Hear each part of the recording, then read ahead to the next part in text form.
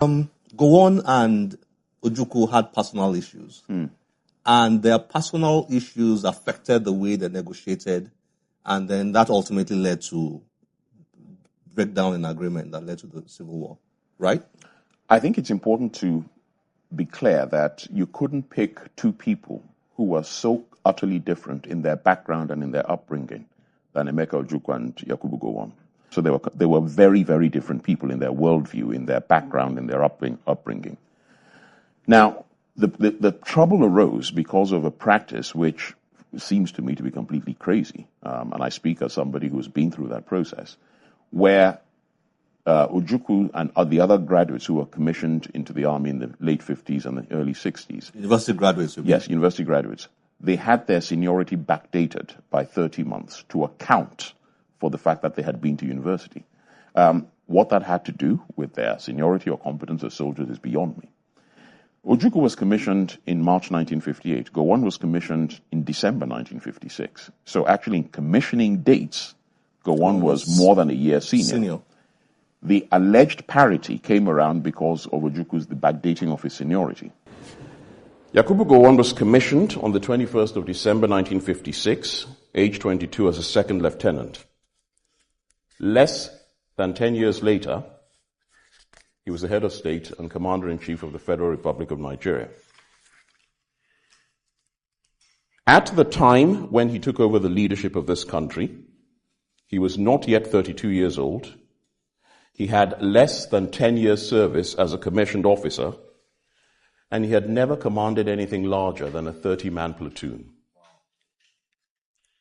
Now contrast that with Chukwuemeka Odumegwu Ojukwu. Born in Zungeru in northern Nigeria on the 4th of November 1933. He first attended CMS Grammar School in Lagos, then transferred a year later to King's College, also in Lagos. As a teenager, his father sent him abroad to a public school, Epsom, in England, from which he gained a place at Lincoln College at Oxford University, where he obtained a degree in history in 1955.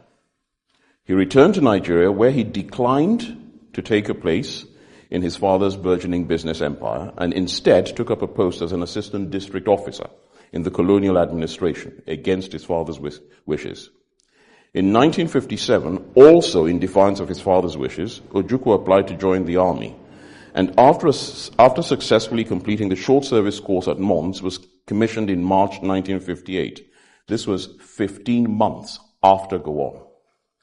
However, because he was a graduate, his seniority was backdated by several months, which was to become a source of friction in future. It might be useful at this point, and this is the last bit here, to set out their respective seniority dates for promotion in each rank. Second Lieutenant, Gowon, 19th of October 1955. Ojukwu, 22nd of September 1955. So some 3 weeks. Lieutenant, Gowon, 9th of September 1957. Ojukwu, 22nd of September 1957, so some 3 weeks after Gowon. Captain, Gowon, 19th of October 1961. Ojukwu, 22nd of September 1961, some 2 weeks before. So you see they're going backwards and forwards. But don't forget that Gowon was commissioned 15 months before. Major, Gowon, 9th of March 1963. Ojukwu, 7th of March, 1963, 2 days. Lieutenant Colonel, both on the same day, the 1st of April, 1964. If 1 million Nigerians died as a result of two people bickering over seniority dates, I think you will agree that not only was that a complete and utter futile waste of life in the way General Adebayo described, but actually has no basis in reality at all. Thank you.